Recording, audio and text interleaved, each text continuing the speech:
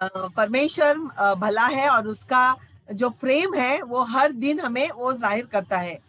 कल हमने बाइबल पढ़ा, आज हम बाइबल पढ़ेंगे, कल हम बाइबल पढ़ेंगे, और हमेशा जब तक हम जिंदा है, जब तक ये पुस्तक हमारे हाथ में है और हमारी आंखें उसको देख सकती है, पढ़ सकती है, तब तक हम उसको पढ़ेंगे। और हर दिन हमारे लिए एक नया उच्चारण होगा, एक नया शब्द होगा, एक नया भंडार ना। यानी कि कभी कभी हम लोग कभी कभी कहीं पैसे छुपा के रखते हैं हम डब्बे में या कहीं ना ऐसे, और सडनली हमें कबर्ड साफ करते समय मिल जाता है, तो हमें ऐसा लगता है वाह, हमें ना कुछ खजाना मिल गया है। तो ये खजाना है जो परमेश्वर हमें हर दिन देने वाला है। आमीन कलीसिया।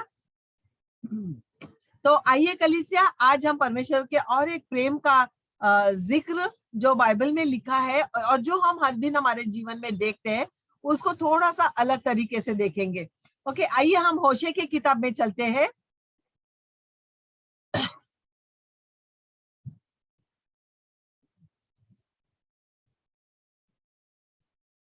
होशे की किताब, होशे, होजाया इंग्लिश में कहते हैं, होजाया 14, और उसमें वो 14 चैप्टर में सिर्फ 9 वर्स है, और 9 वर्स हमें बहुत कुछ सिखाते हैं।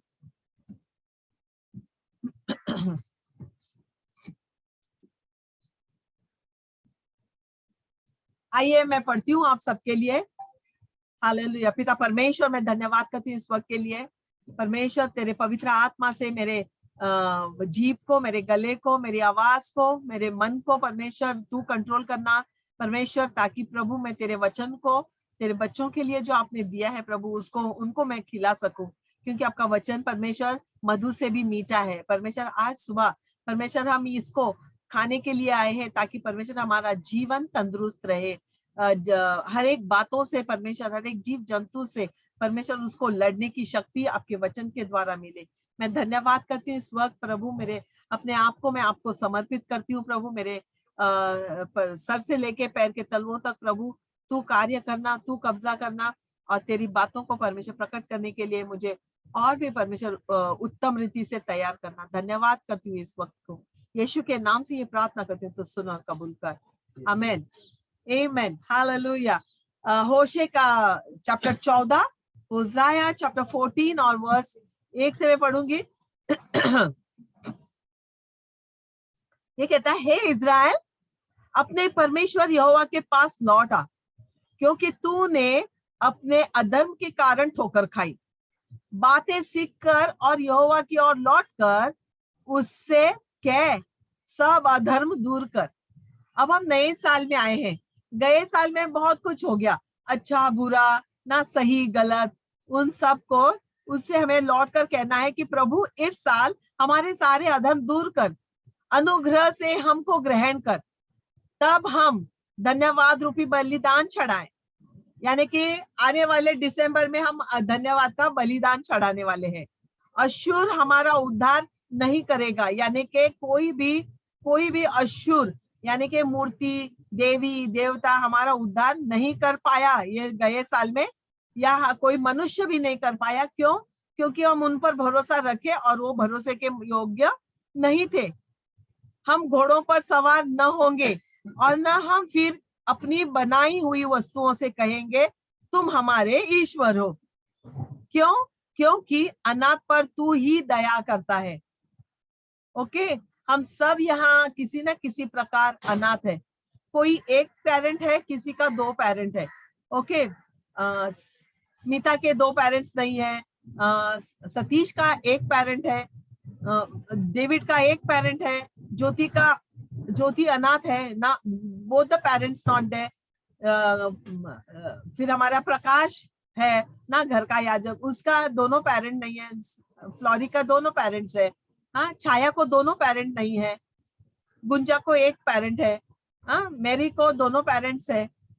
जॉन हमारे संतोष को दोनों पेरेंट नहीं है। हमारे लिए भी दोनों पेरेंट नहीं है, तो हम अनाथ है।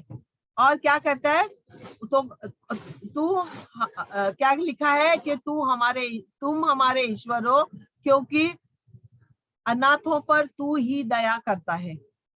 आमेन कलीसिया। वो हम पर दया करता है।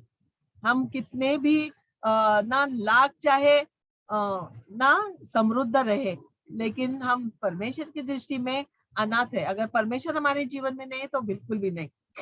ओके,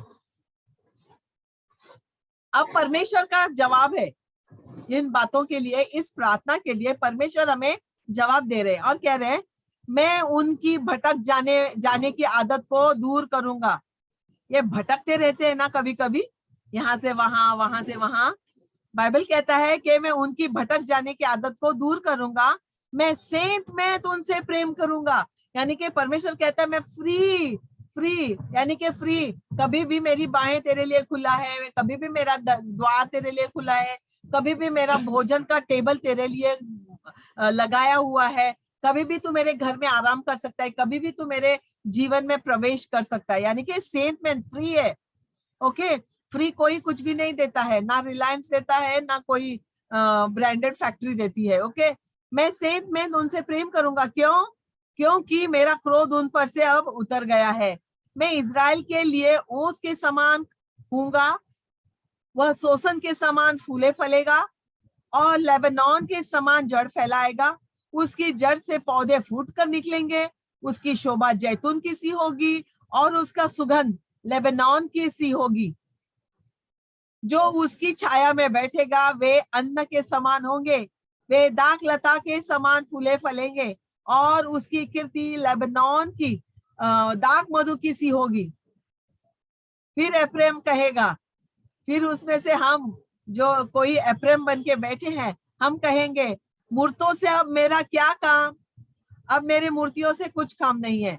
मैं उसकी सुनकर उस पर दृष्टि, ये सुनकर ना परमेश्वर ये सुनेगा कि जब हम कहेंगे कि अभी मेरे को परमेश्वर और किसी मनुष्य पर नहीं, किसी देवी देवताओं पर नहीं, किसी मूर्तियों पर नहीं, किसी चीज पर मेरा भरोसा नहीं, तब परमेश्वर कहेगा, क्या कहता है, मैं उसकी सुनकर उस पर दृष्टि बनाए रखूंगा। तब परमेश्वर हम पर दृष्टि बनाए रखेगा।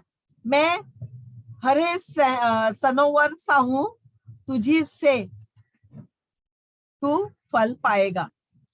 आमीन। यानी कि हम उससे ही, परमेश्वर की ओर से ही हम फल पाएंगे। क्या कहता है परमेश्वर का वचन? 4 में से आज हम 4 से लेके 7 तक उसके बारे में मैं आपको थोड़ा सा आज बताऊंगी। यहाँ परमेश्वर अपना पहला सा प्यार व्यक्त करना चाहते हैं और वो चाहते हैं कि हम भी उसको उसके लिए पहला सा प्यार, जब हम प्रभु में आए तो हमारे मन में परमेश्वर के प्रति एक अलग सा प्रेम था और वो प्यार वो चाहता है कि हम उसको वापस लौटाएं। आमीन। कई बार पति को लगता है ना पत्नी अभी मेरी घिसी पिटी हो गई है ना, पहले मेरी सब बातें मानती थी, सब बातें सुनती थी, अब मुझे उल्टा जवाब देती है। उनको लगता है कि प्रेम कम हो गया। और सेम अपने पति के बारे में भी हम सोचते हैं, परमेश्वर भी हमारे बारे में ऐसा ही सोचता है कि इनका अभी प्रेम घिसा पिटा हो गया मेरे लिए।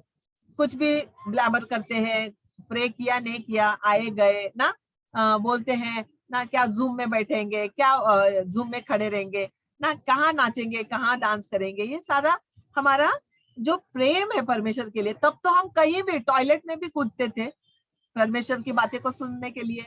ओके, तो ये प्रेम परमेश्वर चाहता है कि हम उसके प्रति वापस आए। क्यों? क्योंकि परमेश्वर को सब मालूम है, हमारे बारे में सब कुछ उसे मालूम है। हमने कैसे ठोकर खाई गए साल में, कैसे हमने पीड़ा सही गए साल में, किस तरह से हम ना बीमार हुए गए साल में, किस तरह से हम थोड़ा स्ट्रेस में गए साल में, कुछ अच्छी बातें भी हो गई। ओके, कुछ लोगों ने अशुर को ना माना। अशुर यानी कि इस जगत के देवी देवता, मंत्री, बाकी का सब कुछ जो संसारिक है। और हमने ये हाँ, और कोई मनुष्य भी हो सकता है जो हमारे जीवन को कंट्रोल करता है, वो अशुर है। ओके, परमेश्वर की नजर में वो अच्छा मनुष्य या अच्छी व्यक्ति नहीं है। ओके, हमने ये भी देखा कि वो हमारा उद्धार नहीं कर पाए। हमें उस तकलीफ से नहीं ला पाए, हमें उस बीमारी से नहीं ला पाए, खाली प्रार्थना करने के कारण हमें उस दलदल से हमें लाए। हम घोड़े पर सवार नहीं हो सकते हैं। क्यों? क्योंकि घोड़ों पर बैठने का अभी हमको ना अधिकार नहीं है। ओके, हम घोड़े पर बैठेंगे तो हम क्या हो जाएंगे? हम अपने आप को बहुत बड़ा समझने लगेंगे और अपनी ही बनाई वस्तुओं से कहेंगे तू हमारे ईश्वर हो। हाँ, नहीं। क्यों? क्योंकि अब हम परमेश्वर के प्रेम को जान गए हैं।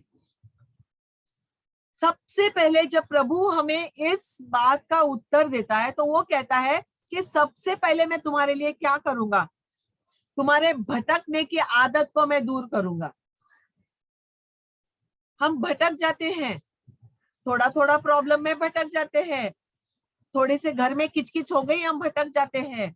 परमेश्वर से मैं क्या करूं, मैं करना तो चाहता हूं लेकिन नहीं कर पाता हूं, तो हम भटक जाते हैं। हमारे मार्ग से, हमारे उद्देश्य से, हमारे संकल्प से, हमारे मकसद से हम भटक जा सकते हैं। काम से हम काम में लग गए तो हमें ना कलीसिया में मिलो नहीं मिलो क्या है, क्या चलेगा ना, हम भटक सकते हैं। लेकिन और प्रभु कहता है कि मैं पहला ना तुम्हारी भटकने की आदत को, हम बच्चों को भी कहते हैं ना, तेरा अभी भटकना बंद कर दे, ज्यादा हो गया, बस हो गया, तेरी आदत मुझे पसंद नहीं। सबसे पहले अगर वो पिता है अच्छा तो वो यही कहता है हमें। फिर वो कहता है कि मैं सेंट में तुमसे प्रेम करूंगा, सब फ्री, फ्री, एवरीथिंग फ्री, मेरा अनुग्रह फ्री, मेरा आशीष फ्री, मेरी दया फ्री, मेरी माफी भी फ्री। कोई जरूरत नहीं मुझे तुम्हारे कोई चीज की, कोई तुम मुझसे कोई चीजें खरीदो नहीं, मैं फ्री में दे रहा हूँ, मेरा प्रेम तुम्हें फ्री में दे रहा हूँ, मेरा बेटा मैंने फ्री में दिया, मेरी मेज जो लगाई है ना तेरे दुश्मन के सामने वो तेरे लिए फ्री है। उनको पैसा देके खाना पड़ेगा लेकिन तुम्हारे लिए नहीं। तुम अगर मेल बलि भी चढ़ाने आओ तो भी मेमना भी मैं फ्री दे दूंगा, जैसे मैंने अब्राहम को दिया।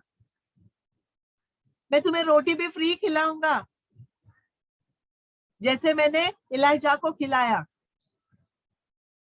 मैं तुम्हें हर चीजों से तृप्त करूंगा, ये मेरा प्रेम है। कलीसिया ये बहुत जरूरी है हमें समझना। ओके, फिर मेरा क्रोध अब तुम पर से उतर गया है। क्यों?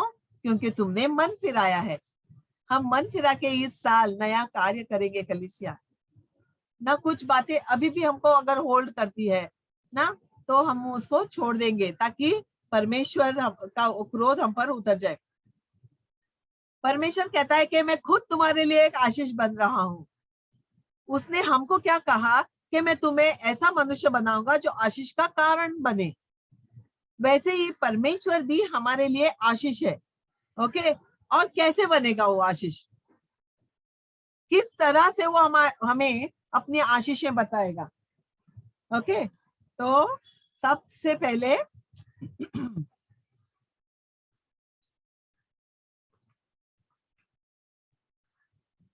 यहाँ पानी दिख रहा है, दिख रहा है? हाँ, ये ओस की तरह है। ओके, ये ओस है, ये पानी का टिपका है। ओस यानी के जो स्वर्ग से गिरता है वो नेचुरली तैयार होता है। कोई आपके पेड़ों पर पानी छिड़को ना छिड़को, आप उन्हें ड्राई कर देते हो 2 दिन पानी नहीं डाला तो, लेकिन प्रभु उनको पानी देता है। वो स्वर्ग से ओस गिरती है और ओस का अर्थ ये है कि मैं क्या करूंगा, मैं ओस की तरह, मैं ओस के समान होऊंगा। ओके, ओस का अर्थ ये है उसमें एक जीवन सत्व होता है, जीवन देने का उसमें ताकत होता है, उसको सृष्टि को नयापन लाने की सामर्थ होती है, उसमें ताकत होती है। ये ओस है।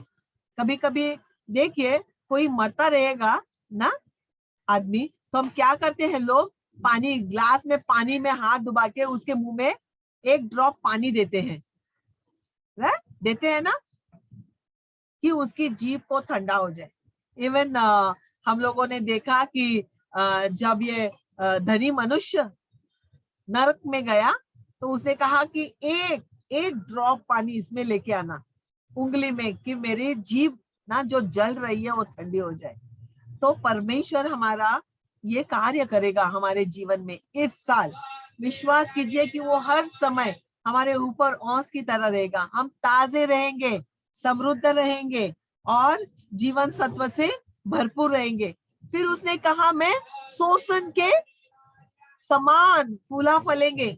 हम कैसे हैं? हाँ, सोसन के समान फूलेंगे। सोसन यानी कि लिली फ्लावर्स। ओके, लिली का कलर ना शुद्ध है, पवित्र है, सफेद है। ओके, और वो कैसे रखेगा? हमें पवित्र रखेगा। ये पवित्रता का प्रतीक है सोसन के फूल। हमें पहले तो वो सामर्थ्य रखेगा, जीवन तत्व से भरेगा और हमें पवित्र रखेगा। सोसन के फूलों की तरह सद्गुणी रखेगा, हमें सारे उसके गुणों से भरकर रखेगा। आमीन। फिर लिखा है कि लेबनान के जड़ से हम फैलेंगे, यानी कि ये एक पेड़ है जो अपनी जड़ें कम से कम 7 से 8 फुट जितना वो ऊपर की तरह बढ़ता है, उससे कई अधिक गुना 25 फुट तक ऊपर बढ़ता है। लेकिन नीचे वो जितना अमिताभ बच्चन का हाइट है उससे भी कई अधिक गुना वो नीचे अपने जड़ों को फैलाता है। परमेश्वर का वचन कहता है कि मैं तुम्हें फैलाऊंगा। कैसे? ना लेबनान के जड़ों के तरह। इस साल विश्वास कीजिए कि हम जितने हम ऊपर है ना उतने हम नीचे भी, मतलब हम गहरी गहरी बातें, गहरे तत्व, गहरे परमेश्वर के राजों को हम पाएंगे कलीसिया, और उसी तरह हम ऊपर की ओर भी हम बढ़ेंगे। ओके, और लिखा है कि क्या होंगे? वो नए पौधों के समान और भी बढ़ेंगे और भी दाग लताएं उसमें आएंगी। जब वो जड़ें नीचे जाती है उनमें से कुछ और फूट के दूर दूर तक आएंगे, यानी कि हम फलवंत रहेंगे कलीसिया। हम अभी एक नहीं रहेंगे, हमारा परिवार बढ़ेगा, हमारे साथ हमारा कलीसिया बढ़ेगा, हमारे साथ हमारे हाउस ग्रुप्स को बढ़ाया जाएगा। किसकी ओर से? प्रभु परमेश्वर की ओर से। ओके, फिर लिखा है मैं तुम्हारी शोभा बनूंगा। कैसी? जैतून की तरह। जैतून यानी कि ऑलिव्स की तरह।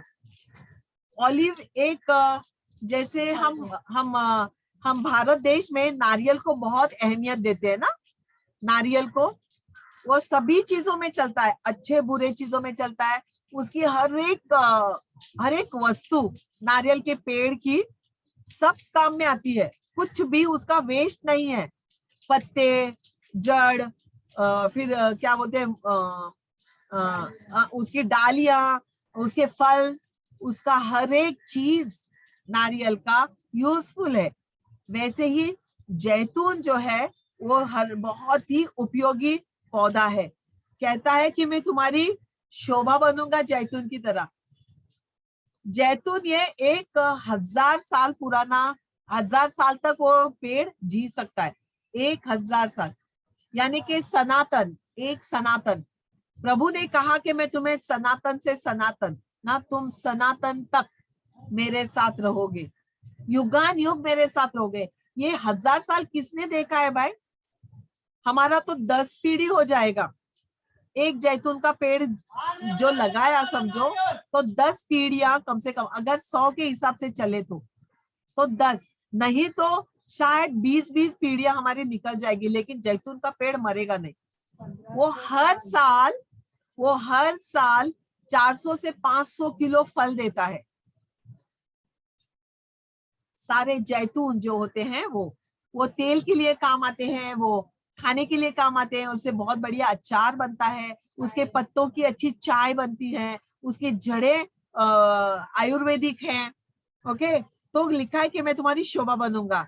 जैसे ये 1000 साल की उसकी उम्र होती है, कम से कम 5 ना, वो बहुत बचपन में, यानी कि छोटा सा ही होता है, 5 साल का ही होता है पेड़, तभी से वो फल देने लगता है। हमारे बच्चे 20 साल के होने के बावजूद भी कभी कभी फल नहीं लाते हैं ना। लेकिन ये जैतून, प्रभु कहता है कि मैं तुम्हें कब से बनाऊंगा, जब तुम छोटे ही हो। हम मसीह जीवन के बारे में सोचेंगे।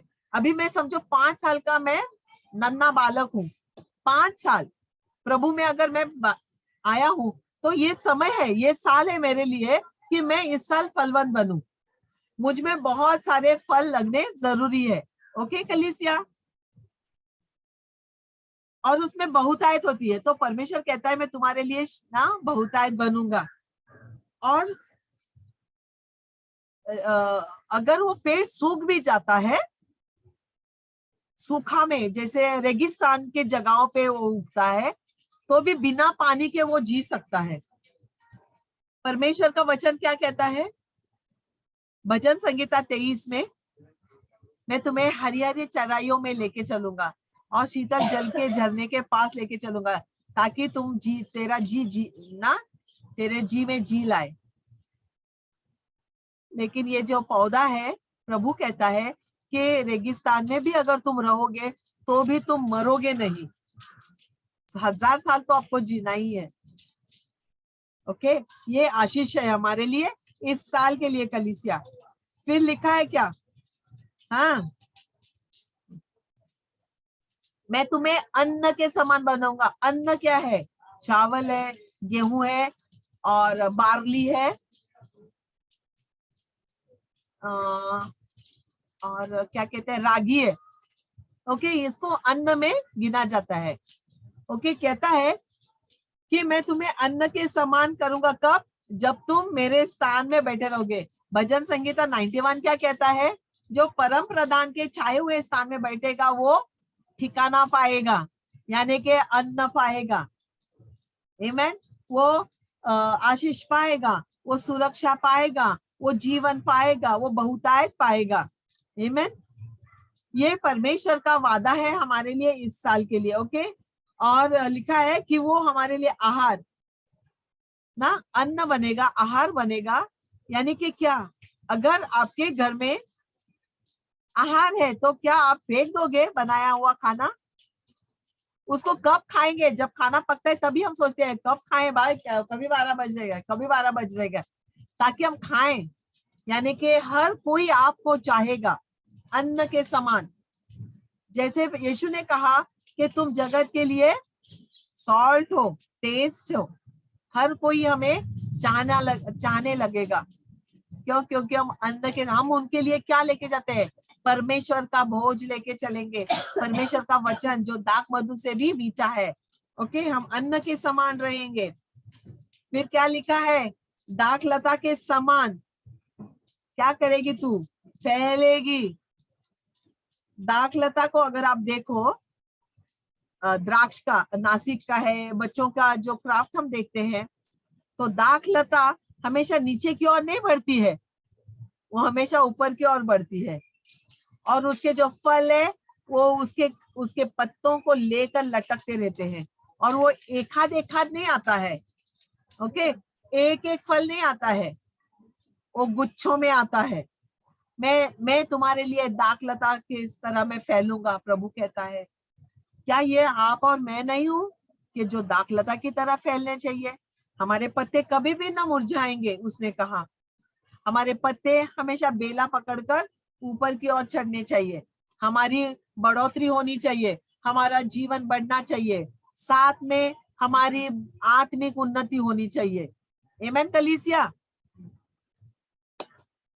फिर क्या है, तुम्हारी कीर्ति क्या करूंगा मैं, लेबनोन की दाख मधु सी करूंगा मैं। तो ना सब लोग ये जो लेबनोन यानी देवदार का जो पेड़ है, उस पर जो हनी लगता है वो बहुत, सारे जगत में सबसे महंगा हनी है देवदार के, लेबनोन के ट्री पर लगने वाला जो हनी है। जैसे हम जामुन का हनी खाते हैं, मैंगो का हनी खाते हैं, जामुन के पेड़ पे लगा हुआ। कभी कभी हम बाग में, जहाँ सारे बाग बगीचे होते हैं फूलों के, वहां से जो लेके जाते हैं, जैसे मोगरे का रहता है,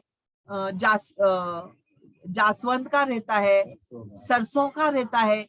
ये जो हनी रहता है बहुत महंगा होता है, और कई जगह ये खास बनाया भी जाता है। लेकिन देवदार के झाड़ पर आया हुआ हनी बहुत ही महंगा है। हनी किस लिए? हनी क्या कार्य करता है? हनी का प्रतीक क्या है? परमेश्वर का वचन, पहली बात कि मैं तुम्हारे लिए हनी बनूंगा। कैसे? कीर्ति वाला, फेमस, देवदार का हनी, फेमस हनी, मैं तुम्हें फेमस बनाऊंगा। कैसे? तुम छंगाई लाओगे, क्या करोगे? आप हनी हो, अगर आप हनी हो, कहीं आप जाओगे तो आपकी भाषा मीठी होगी, आपकी बोली मीठी होगी, आपका प्रेम मीठा होगा, और आप चंगाई देकर आने वाले लोग होंगे। और जो आदमी मर रहा है उसके लिए जीवन दाता रहोगे आप, राइट? तो आप एक हनी की तरह है। हनी चंगाई देती है, अच्छी सेहत देती है, अच्छा ग्लो देती है। जो रोज हनी लेमन के साथ पीते हैं उनको पता है कोई भी रोग, जंतु, जीव जंतु आपके पास नहीं आएगा। हनी के पास कोई भी जीव जंतु नहीं आता है। जो हनी खाता है वो बहुत सेहतमंद होता है, और सारे पीड़ाओं से हम बचे रहेंगे। कलीसिया, सबसे बेहतरीन हमारा ग्लो, हमारी चमक बनी रहेगी। आमीन कलीसिया।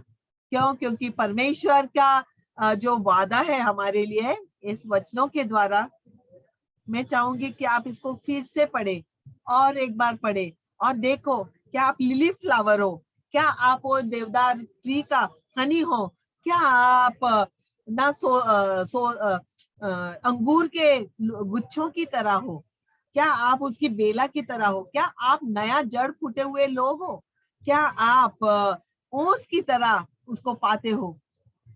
आशीषित समझिए कलीसिया अपने आप को, आप बहुत आशीषित है। आप हर एक जन ना इन सारी बातों से परिपूर्ण है, लेकिन हम कभी कभी समझते नहीं, हम डिहाइड्रेट हो जाते हैं। ऐसा लगता है ओ ना कुछ नहीं, मैं कुछ नहीं कर सकता। लेकिन बाइबल कहता है तुम सब कुछ कर सकते हो। क्यों? क्योंकि हम जयवंत से भी बढ़कर है, और हमें कोई भी परमेश्वर के प्रेम से अलग नहीं कर सकता है। कोई भी उसके सेंत में प्रेम से में अलग नहीं कर सकता है। खाली एक बात जरूर याद रखना और ध्यान में हमें चलना चाहिए कि हम कहीं भी भटक ना जाएं। ओके? उसको ये भटकने वाली आदत बिल्कुल भी पसंद नहीं है। कभी कभी हम वेस्ट करते हैं टाइम, हमारा जो टाइम है बहुत वेस्ट करते हैं। बिना वजह कहीं भी जाना, बिना वजह सो जाना, बिना वजह ना, टाइम है यूज करना चाहिए। ये भटकना, हमें ये टाइम से भटकने वाला हमारा जो ये आदत है परमेश्वर को बिल्कुल भी अच्छा नहीं लगता है। हमको लगता है मुझे भी तो इंजॉय करना चाहिए। हाँ, अगर आपका फैमिली आपके साथ है, हाँ, अगर आप सचमुच में कुछ मकसद से इंजॉय कर रहे हैं तो इंजॉय जरूर करना चाहिए कलीसिया। अदरवाइज आपका टाइम वेस्ट, और वो परमेश्वर को अच्छा नहीं लगेगा। और ओस जब गिरेगी आप उस जगह नहीं रहोगे तो then it's a problem. Okay, last में वचन 9 में क्या लिखा है? जो बुद्धिमान हो वही इन बातों को समझेगा। ओनली बुद्धिमान लोग इन बातों को समझेंगे। ओके, मुझे पता नहीं आपने मेरी इन समझ को कितने तक समझा, लेकिन बाइबल कहता है शायद मैंने जो समझाया उससे कई अधिक गुना भी आप समझोगे। क्यों? क्योंकि आप बुद्धिमान हो। ओके, जो प्रवीण हो उन्हें वही इन्हें बूझ सकेगा, यानी कि इसको फॉलो करेगा, क्योंकि यहोवा के मार्ग सीधे हैं और धर्मी उनमें चलते रहेंगे। ओके, अगर टेढ़ा मेढ़ा लगता है यानी कि तो तुम अपराधी हो और उनमें ठोकर खाकर गिरोगे। वार्निंग भी है साथ में कलीसिया, कि इसके लिए हमें हमारे सारे पुराने जीवन से अब बस हो गया, बहुत हो गया। इतने साल हो गए हम प्रभु में हैं। हाँ, ये साल है, सोचिए कि ये साल है, मुझे पर्सनली फ्रूटफुल होना है, मुझे पर्सनली लोगों को प्रभु में लाकर शिक्षा देकर उसकी बातें जो हमने सीखे वो सिखाकर पिता पुत्र पवित्र आत्मा के नाम से बपतिस्मा देकर उन्हें एक ठहरने वाला फल बनाए, यानी कि एक स्ट्रॉन्ग ना मसीह बनाए। अगर हम ये साल में अगर ये करते हैं तो परमेश्वर का अनुग्रह कहीं भी हमसे चूका नहीं है, और वो करने के लिए भी अगर हमने ठान ली तो हमें वो परमेश्वर करने के लिए मदद भी करेगा। आमीन कलीसिया। ये था मेरा छोटा सा मैसेज आज के लिए, इस साल के शुरुआत के लिए। और आने वाले दिनों में आप सभी लोग प्रचार करेंगे और हम सुनेंगे और सीखेंगे। आमीन कलीसिया। आइए हम प्रार्थना करते हैं और कम्युनियन में चलते हैं, और कम्युनियन हमारी फ्लोरा सिस्टर करेगी। आज हमारा भाई डेविड फिर से विजयवाड़ा जा रहे हैं। ओके, तो हम उनके जर्नी मसीह के लिए प्रार्थना करेंगे। ओके।